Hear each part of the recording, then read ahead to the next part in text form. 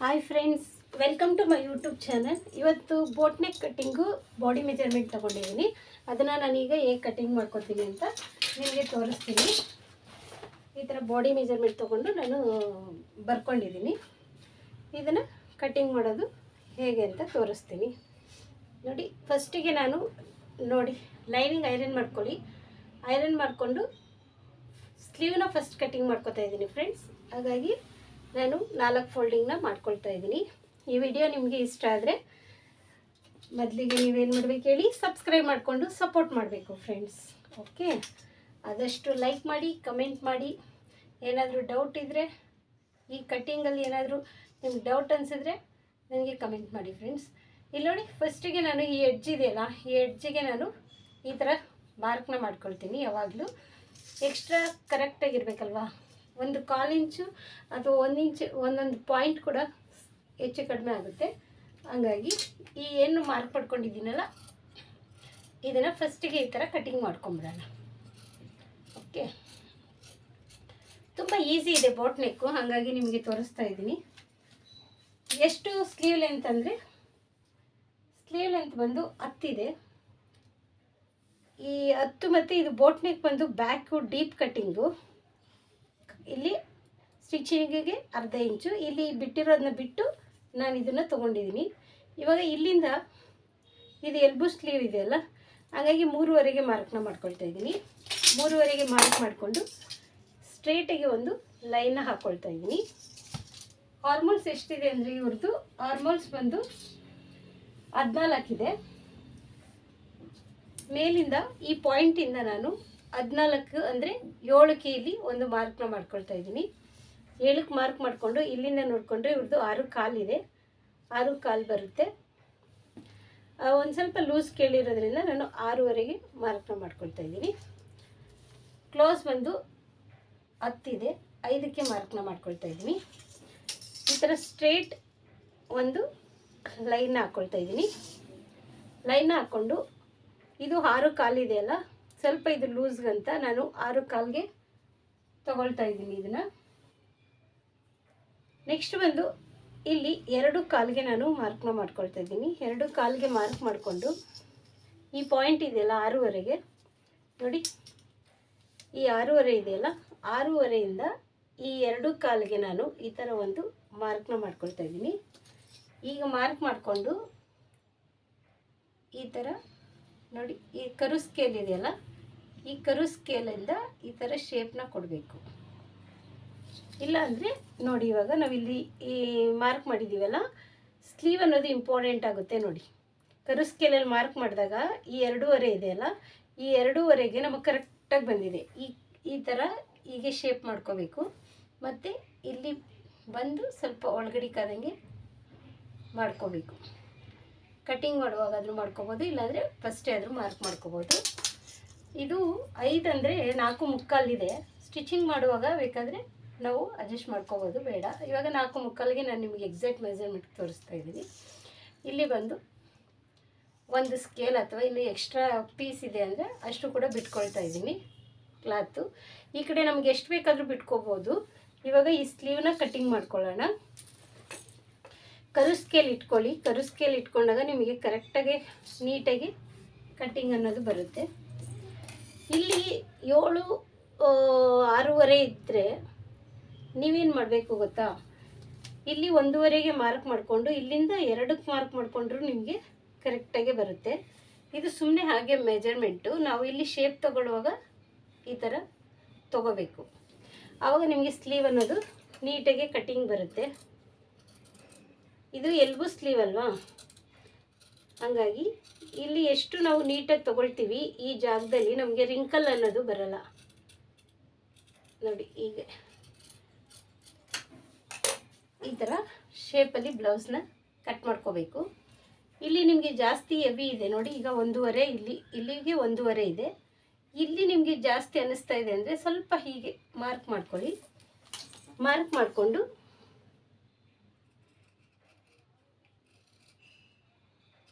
ಈ ಥರ ಟ್ರಿಮ್ ಮಾಡ್ಕೊಳ್ಳಿ. ಆದರೆ ಇದು ಎಲ್ಲರಿಗೂ ಒಂದೇ ಥರ ಇರಲ್ಲ, ಇದು ಸ್ವಲ್ಪ ಚೇಂಜ್ ಆಗ್ತಾ ಇರುತ್ತೆ. ಹಾಗಾಗಿ ನೋಡಿಕೊಂಡು ಕಟ್ಟಿಂಗ್ನ ಮಾಡ್ಕೋಬೇಕು. ಇವಾಗ ಸ್ಲೀವ್ ಕಟ್ಟಿಂಗ್ ಆದ ತಕ್ಷಣ ನಿಮಗೆ ಬೋಟ್ ಕಟ್ಟಿಂಗ್ ಬೋಟ್ ನೆಕ್ ಕಟ್ಟಿಂಗ್ನ ತೋರಿಸ್ತೀನಿ. ತುಂಬ ಈಸಿ ಇದೆ. ಬಾಡಿ ಮೆಜರ್ಮೆಂಟಲ್ಲಿ ಬೋಟ್ ನೆಕ್ ಕಟ್ಟಿಂಗು ಫ್ರಂಟಲ್ಲಿ ನಿಮಗೆ ಫ್ರಿನ್ಸ್ ಕಟ್ಟಿಂಗ್ ಬರುತ್ತೆ. ಹಾಗಾಗಿ ಈಸಿ ಇದೆ. ಹಾಗಾಗಿ ಈ ವಿಡಿಯೋನ ನಿಮಗೆ ತೋರಿಸ್ತಾ ಇದ್ದೀನಿ ನೋಡಿ. ಇವ್ರದ್ದು ರೆಗ್ಯುಲರ್ ಮೆಜರ್ಮೆಂಟು, ಇವ್ರು ಸ್ಟಿಚ್ ಮಾಡಿಸ್ಕೊಳ್ಳೋದು ನನ್ನ ಹತ್ರ ಸೇಮ್ ಇದೆ. ಮೆಜರ್ಮೆಂಟ್ ನಾನು ಬರೆದಿಟ್ಕೊಂಡಿದ್ದೀನಿ. ಇವರು ಮೆಜರ್ಮೆಂಟ್ ಬ್ಲೌಸ್ನ ಕೊಟ್ಟಿಲ್ಲ. ವೇಸ್ಟ್ ಬಂದು 28 ಇದೆ. 28ನ್ನ 4 ಭಾಗ ಮಾಡಿಕೊಂಡ್ರೆ 4 ಭಾಗ ಮಾಡ್ಕೊಳ್ಳಿ. ಇದನ್ನು 4 ಭಾಗ ಮಾಡಿಕೊಂಡ್ರೆ 7 ಇಂಚ್ ಬರುತ್ತೆ. 7 ಇಂಚಿಗೆ ಫಸ್ಟು ಇಲ್ಲಿ ಮಾರ್ಕ್ನ ಮಾಡ್ಕೋಬೇಕು. ಮತ್ತು ಇಲ್ಲಿಂದ 2 ಇಂಚು, ಮತ್ತು ಇಲ್ಲಿ ಡಾಟ್ ಹಿಡಿತೀವಲ್ಲ ಆ ಡಾಟಿಗೆ 1 ಇಂಚು. ಈಗ ಇಲ್ಲೇನು ಇದನ್ನು ತೊಗೊಂಡಿದ್ದೀವಲ್ಲ ನಾವು, ಇದನ್ನು ಅರ್ಧ ಮಾಡ್ಕೊಳ್ಳಿ. ಇಲ್ಲಿಂದ ಏನು ಎಕ್ಸ್ಟ್ರಾ ಬಿಟ್ಟಿದ್ದೀವಲ್ಲ ಅದನ್ನು ಬಿಡಿ, ಪರವಾಗಿಲ್ಲ ನಿಮಗೆ. ಈ ಡಾಟ್ ಇವಾಗ 8 ಇಂಚಿಗೆ ನೀವು ಮಾರ್ಕ್ ಮಾಡ್ಕೋಬೇಕು. ಇಲ್ಲೊಂದು ಇಂಚು ಡಾಟಿಗೆ ಅಂತ ಇರುತ್ತಲ್ಲ, ಈಗ 8 ಇಂಚಿಗೆ ಮಾರ್ಕ್ ಮಾಡಿಕೊಂಡು 7 ಇದೆ ಪ್ಲಸ್ ಡಾಟದು ಇಟ್ಕೊಂಡ್ರೆ ಇಲ್ಲಿ 4 ಇಂಚಿಗೆ ಮಾರ್ಕ್ ಮಾಡಿಕೊಂಡ್ರೆ ಇಲ್ಲಿ ನೀವು 3.5 ಇಂಚಿಗೆ ಈ ಥರ ಒಂದು ಲೈನ್ ಹಾಕ್ಕೋಬೋದು. ಇಲ್ಲಿ ಅರ್ಧ ಇಂಚಿಗೆ ನೀವು ಕ್ರಾಸಾಗಿ ಲೈನ್ ಹಾಕ್ಕೋಬೋದು. ಇಷ್ಟೇ. ಇದು ಬ್ಯಾಕಲ್ಲಿ ವೇಸ್ಟ್ ಮೆಜರ್ಮೆಂಟ್ ಅನ್ನೋದು ತುಂಬ ಈಸಿ ಇದೆ. ಮೆಜರ್ಮೆಂಟು ಬ್ಲೌಸ್ ಇದೆ ಅಂದರೆ ಈ ಥರ ಇಲ್ಲ ಅಂದಾಗ ಈ ಥರ ತೊಗೋಬೇಕು, ಇದ್ದಾಗ ಬೇರೆ ಥರ. ಇದು ಲೆಂತ್ ಬಂದು ಬ್ಯಾಕ್ ಲೆಂತ್ ಬಂದು 13.5 ಇದೆ. 13.5 ಅಂದರೆ ನಾನು 14 ತೊಗೊಳ್ತಾ ಇದ್ದೀನಿ. ನಿಮಗೆ ಗೊತ್ತಾಗಲಿಲ್ಲ ಅಂದರೆ ನಾನು ಇಲ್ಲಿ 2 ಮಾರ್ಕ್ನ ಹಾಕ್ಕೊಳ್ತೀನಿ ನೋಡಿ.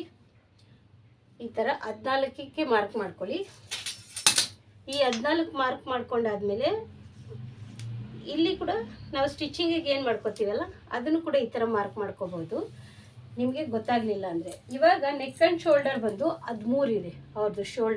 ಶೋಲ್ಡರ್ ಅನ್ನೋದು ಸ್ವಲ್ಪ ದೊಡ್ಡದಿದೆ. ಹಾಗಾಗಿ ನಾನೀಗ 6 ಕಾಲಿಗೆ ಮಾರ್ಕ್ನ ಮಾಡ್ಕೊಳ್ತಾ ಇದ್ದೀನಿ. ಇಲ್ಲೇನು 6 ಕಾಲಿಗೆ ಮಾರ್ಕ್ ಮಾಡ್ಕೊಂಡಿದ್ದೀವಿ, ಇಲ್ಲೂ ಕೂಡ ನಮಗೆ ಲೈನ್ ಹಾಕ್ಕೊಳ್ಳೋಕ್ಕೋಸ್ಕರ 6 ಕಾಲಿಗೆ ಮಾರ್ಕ್ನ ಮಾಡ್ಕೊಳ್ಳೋಣ. ಈ 6 ಕಾಲಿಗೆ ಮಾರ್ಕ್ ಮಾಡ್ಕೊಂಡಾದ್ಮೇಲೆ ನಾವು ಇಲ್ಲಿ ಏನು ನೆಕ್ ಆ್ಯಂಡ್ ಶೋಲ್ಡರ್ ತೊಗೊಂಡಿರ್ತೀವಿ ನೋಡಿ, ಅದನ್ನೇ ನಾವು ಆರ್ಮೋಲ್ಸ್ ಆಗಿ ತೊಗೋಬೇಕು. ಅದು ಇಂಪಾರ್ಟೆಂಟ್. ಬೋಟ್ ನೆಕ್ಕಲ್ಲಿ ನೆಕ್ ಆ್ಯಂಡ್ ಶೋಲ್ಡರ್ ಏನು ತೊಗೊಂಡಿರ್ತೀವಿ, ಇಲ್ಲಿ ಆರ್ಮೋಲ್ಸ್ ಕೂಡ ಅದೇ ಥರ ತೊಗೋಬೇಕು. ಮತ್ತು ನೋಡಿ ಈ ಥರ ಕ್ರಾಸಾಗಿ ಒಂದು ಲೈನ್ ಹಾಕ್ಕೊಳ್ಳಿ. ಇದು 8.25 ಅಂದರೆ 8.75 ಬರುತ್ತೆ. ನಾವು 8.25, ಇದು 10.25 ಡೀಪ್ ನೆಕ್ ಇದೆ ಬ್ಯಾಕು. ಹಾಗಾಗಿ ನಾನು 8.25ಗೆ ಮಾರ್ಕ್ ಮಾಡ್ಕೋತಾ ಇದ್ದೀನಿ ನೋಡಿ. ಈ ಕಡೆ ಡೀಪು ಜಾಸ್ತಿ ಇದ್ದು ಇಲ್ಲೂ ಬ್ರಾಡ್ ಜಾಸ್ತಿ ಇದ್ದಾಗ ಹೇಗೆ ತೊಗೋಬೇಕು ಅಂತ ನಾನು ಹೇಳ್ತಾ ಇದ್ದೀನಿ. ಈಗ ಇಲ್ಲಿ ಬಂದು ನಾನು 3.25 ತೊಗೊಳ್ತಾ ಇದ್ದೀನಿ ನೋಡಿ. ನೆಕ್ಕು ಬ್ರಾಡ್ ಬಂದು ಈ ಮೆಜರ್ಮೆಂಟವ್ರಿಗೆ 3.25 ತೊಗೊಳ್ತಾ ಇದ್ದೀನಿ. ಇಲ್ಲಿ ನಮಗೆ 2.25 ಉಳಿದಿದೆ. 2.25 ಇಲ್ಲಿ ಉಳಿದಿದೆ. ಇಲ್ಲಿ ಬಂದು ನಾನು 3.25 ತೊಗೊಂಡಿದ್ದೀನಿ. 3.25 ಮತ್ತು ನೋಡಿ ಟೋಟಲ್ ಬಂದು 6 ಕಾಲು ಇದೆಯಲ್ಲ, ಇಲ್ಲಿ ಬಂದು 3.25 ತೊಗೊಂಡಿದ್ದೀವಿ. ಉಳಿದಿದ್ದೇನಿದೆ ನಮ್ಮದು ಈ ಭಾಗಕ್ಕೆ ಹೋಗುತ್ತೆ. 2.25 ಅಂದರೆ 6 ಕಾಲು ಬರುತ್ತೆ. ಓಕೆ, ಇಲ್ಲಿ 3.25 ತೊಗೊಂಡಿದ್ದೀವಲ್ಲ, ಇಲ್ಲೂ ಕೂಡ 3.25ಗೆ ನಾನು ಮಾರ್ಕ್ ಮಾಡ್ಕೋತಾ ಇದ್ದೀನಿ. ಈ 3.25ಗೆ ಮಾರ್ಕ್ ಮಾಡಿಕೊಂಡು ಈ ಥರ ಸ್ಟ್ರೇಟ್ ಲೈನ್ನ ಹಾಕ್ಕೊಳ್ತಾ ಇದ್ದೀನಿ. ಮೇಲಿಂದ ಡೀಪ್ ಬಂದು ನಾನು 10.25 ನೋಡಿ. 10.25 ಅವ್ರಿಗೆ ಬ್ಯಾಕ್ ಬಟನ್ ಬೇಕಾಗಿದೆ. ಬ್ಯಾಕ್ ಬಟನ್ ಅಂದರೆ ಅವ್ರಿಗೆ 2.25 ಇಂಚು ಅಂದರೆ ಇಲ್ಲಿ ಸ್ಟಿಚಿಂಗಿಗೆ ಹೋಗುತ್ತೆ. ಇಲ್ಲಿ ಕರೆಕ್ಟ್ ಅವ್ರಿಗೆ 2.25 ಬೇಕಂತ ಹೇಳಿದ್ದಾರೆ. ಈ ಥರ ಒಂದು ಲೈನ್ನ ಹಾಕ್ಕೊಳ್ಳಿ. ಈ ಥರ ಲೈನ್ ಹಾಕ್ಕೊಂಡು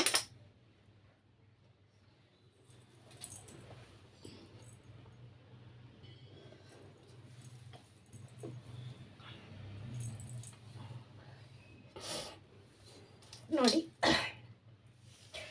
ಮೇಲಿಂದ 10.25ಗೆ ನಾವು ಮಾರ್ಕ್ 10.25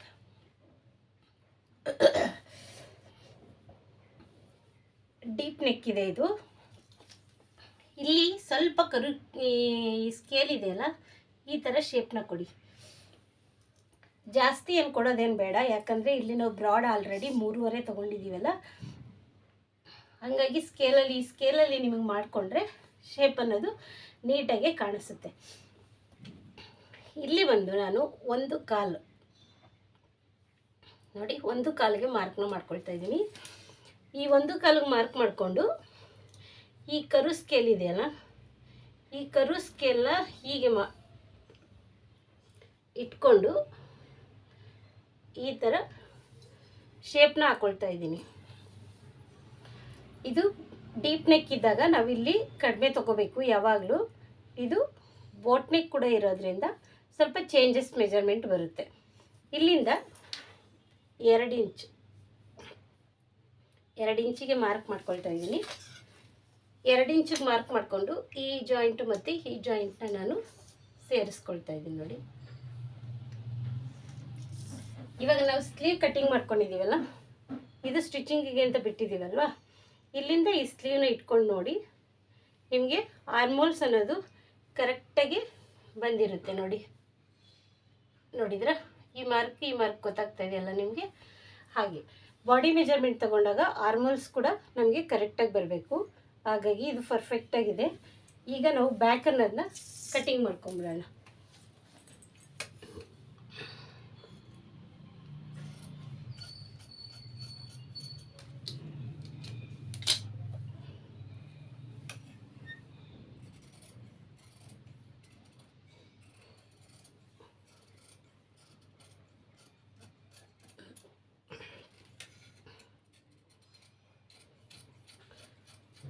ಈಗ ಕಟ್ಟಿಂಗ್ ಮಾಡ್ಕೊಂಡಾದ್ಮೇಲೆ ಎಲ್ಲಿ ನಾವು 8:3 ಮಾರ್ಕ್ ಮಾಡ್ಕೊಂಡಿದ್ವಲ್ಲ, ಇಲ್ಲಿ ಒಂದು ನ್ಯಾಚು, ಇಲ್ಲಿ ಕೆಳಗಡೆ ಒಂದು ನ್ಯಾಚು. ಈಗ ನಾನು ಈ ಕಡೆ ತಿರುಗಿಸ್ಕೊಂಡಿದ್ದೀನಿ. ಈ ಭಾಗದಲ್ಲಿ ಒಂದು ಶೇಪ್ ಈ ಥರ ನ್ಯಾಚನ್ನ ಹಾಕ್ಕೊಂಡಿದ್ದೀನಿ. ಈಗ ಫ್ರಂಟ್ ನೋಡಿ ಈ ಥರ ಇಟ್ಕೊಳ್ಳಿ. ಇದು ಫೋಲ್ಡಿಂಗ್ ಸೈಡ್ ಇರಬೇಕು. ಬೋಟ್ ನೆಕ್ಗೆ ಯಾವಾಗಲೂ ಫೋಲ್ಡಿಂಗ್ ಸೈಡಲ್ಲಿ ಇರಬೇಕು.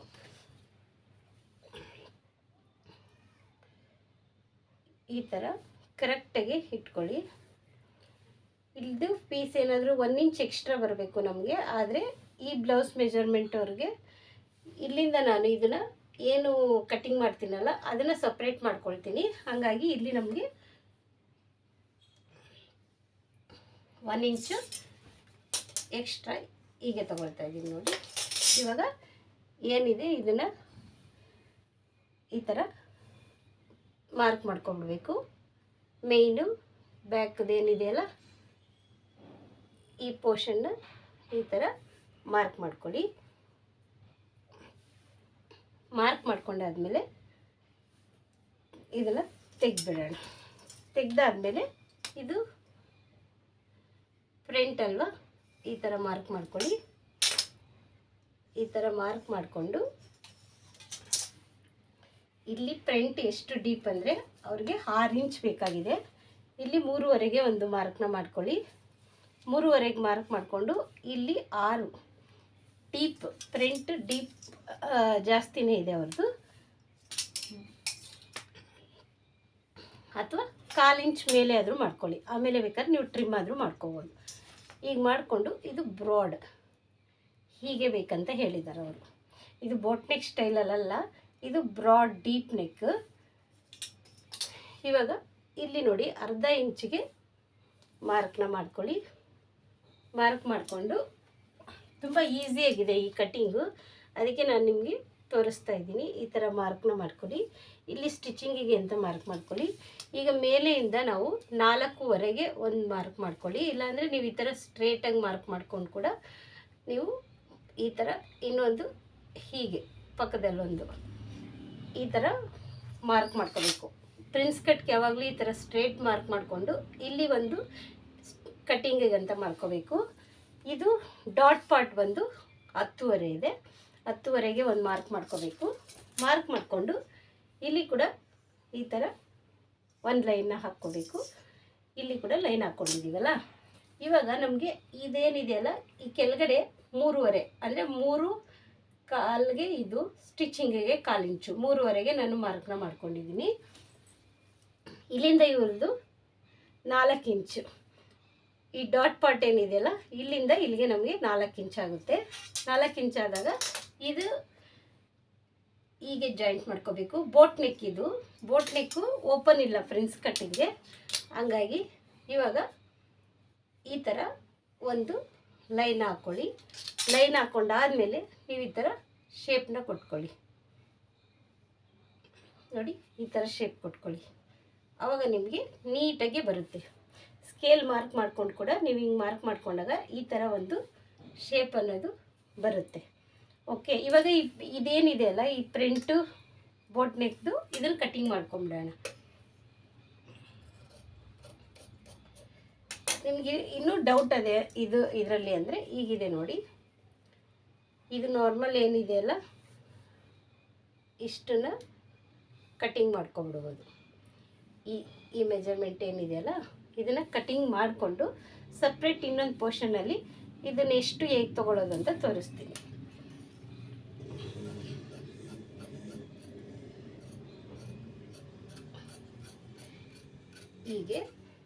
ಈಗ ನಾವೀಗ ಆಲ್ರೆಡಿ ಇದನ್ನು ಶೇಪ್ನ ತೊಗೊಂಡಿದ್ದೀವಿ. ಇಲ್ಲಿ ಒಂದು ಮ್ಯಾಚ್ನ ಹಾಕ್ಕೊಳ್ತಾ ಇದ್ದೀನಿ, ಇದು ಡಾಟ್ ಪಾರ್ಟ್. ಇವಾಗ ಇದೇನಿದೆಯಲ್ಲ ನೋಡಿ, ಈಗ ಶೇಪ್ ತೆಗ್ದಿದ್ದೀವಲ್ಲ ಇದನ್ನು ಹೀಗೆ ಇಟ್ಕೊಂಡು ಈ ಪೋರ್ಷನ್ ಇದೆಯಲ್ಲ ಇದನ್ನು ತೆಗೆದ್ಬಿಡ್ತೀನಿ. ಈಗ ಇದು ನಾರ್ಮಲ್ ಇರುತ್ತೆ, ನಮ್ಮದು ಕಟ್ಟಿಂಗಲ್ಲಿ ಏನಿರುತ್ತೆ ಇದು ನಾರ್ಮಲ್ ಇರುತ್ತೆ. ಇವಾಗ ಇದು ಪ್ರಿಂಟ್ ಪಾರ್ಟ್ ರೆಡಿಯಾಗಿದೆ. ಇವಾಗ ಪ್ರಿನ್ಸ್ ಕಟ್ಟಲ್ಲಿ ಇದನ್ನು ಕಟ್ಟಿಂಗ್ ಮಾಡ್ಕೋಬೇಕು. ಇವಾಗ ಈ ಪೀಸ್ ಇದೆಯಲ್ಲ ಇದನ್ನು ಹೀಗೆ ಇಟ್ಕೊಳ್ಳಿ. ಇವಾಗ ಇದು ಪ್ರಿನ್ಸ್ ಕಟ್ಟಿಂಗಲ್ಲಿ ಡೈರೆಕ್ಟಾಗಿ ಮಾಡಿದ್ರೆ ನಿಮಗೆ ಗೊತ್ತಾಗ್ತಾ ಇಲ್ಲ.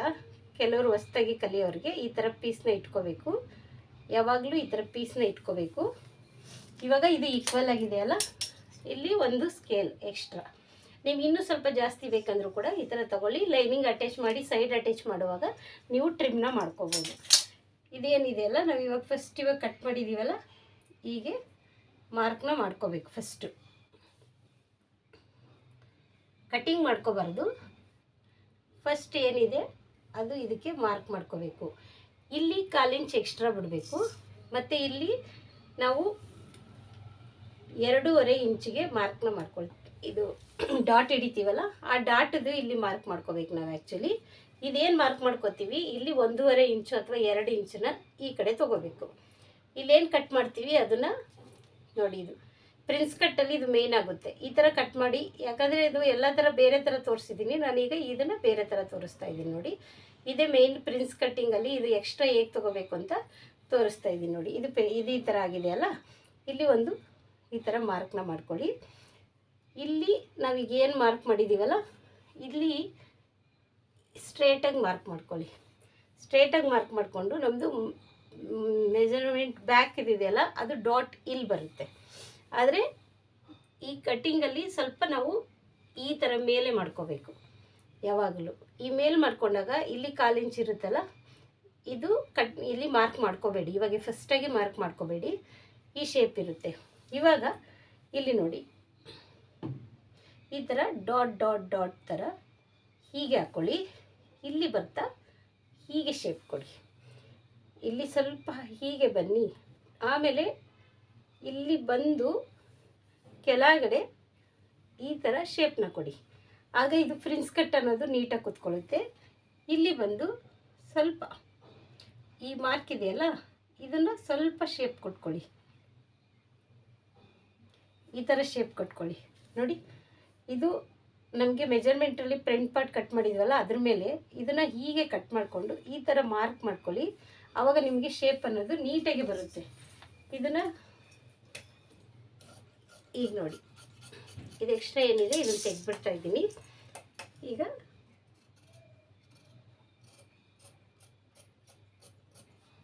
ಇದು ಮೇನ್ ಇಂಪಾರ್ಟೆಂಟ್ ಆಗುತ್ತೆ. ಈ ಪಾರ್ಟ್ ಅನ್ನೋದು ಕರೆಕ್ಟಾಗಿ ಬಂತು ಅಂದರೆ ನಮಗೆ ಕಪ್ ಸೈಜು ಪ್ಯಾಡೆಡ್ ಎಲ್ಲ ಹಾಕಿ ಸ್ಟಿಚ್ ಮಾಡುವಾಗ ನಮಗೆ ನೀಟಾಗಿ ಕೂತ್ಕೊಳ್ಳುತ್ತೆ.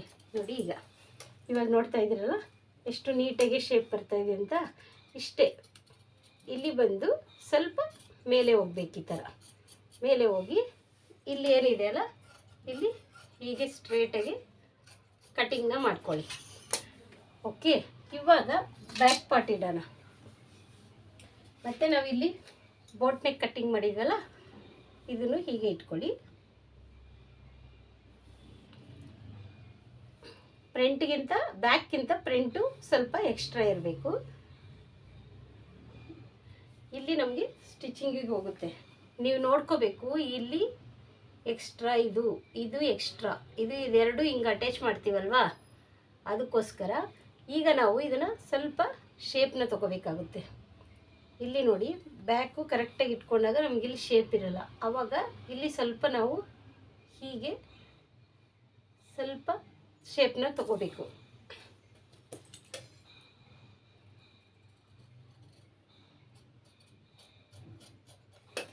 ನೋಡಿ ಈ ಥರ ಶೇಪ್ ಕೊಟ್ಟು ಇಲ್ಲಿ ಈಗ ಇಟ್ಕೊಳ್ಳೋಣ.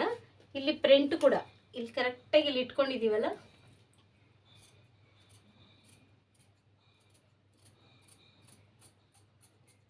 ನೋಡಿ ಇಲ್ಲಿಂದ ಇಲ್ಲಿಗೆ ನಮ್ಗೆ ಅರ್ಧ ಇಂಚ್ ಇರಬೇಕು. ಈಗ ಇಟ್ಕೊಳ್ಳಿ. ಇವಾಗ ನೋಡಿ, ಇದು ನಾವು ಮೇಲೆ ತಗೊಂಡಿದ್ದೀವಲ್ಲ, ಇಲ್ಲಿ ನಾವು ಈಗ ಇಟ್ಕೊಂಡಾಗ ಈ ಮಾರ್ಕ್, ಇವಾಗ ನಮ್ಮದು ಫಸ್ಟ್ ಮಾರ್ಕ್ ಇಲ್ಲಿ ಇತ್ತಲ್ವ, ಈ ಮಾರ್ಕು ಇವಾಗ ಇಲ್ಲಿಗೆ ಬರುತ್ತೆ. ಇದು ನಮಗೆ ಸ್ಟಿಚಿಂಗ್ ಹೋಗುತ್ತಲ್ವ, ಅದಕ್ಕೆ ಇವಾಗ ನೋಡಿ ಇಲ್ಲಿದೆ ಅಲ್ಲ, ಇಲ್ಲಿಗೆ ಈ ಥರ ಒಂದು ಸ್ಟ್ರೇಟ್ ಹಾಕ್ಕೊಳ್ಳಿ. ಸ್ಟ್ರೇಟ್ ಹಾಕ್ಕೊಂಡು ಈ ಬ್ಯಾಕ್ದೇನಿದೆ ಅದಕ್ಕೆ ಮಾರ್ಕ್ ಮಾಡಿಕೊಂಡು ಈ ಲೈನ್ ಇದೆಯಲ್ಲ ಹೀಗೆ ಕ್ರಾಸಾಗಿ ಲೈನ್ ಹಾಕ್ಕೊಳ್ಳಿ. ಲೈನ್ ಹಾಕ್ಕೊಂಡು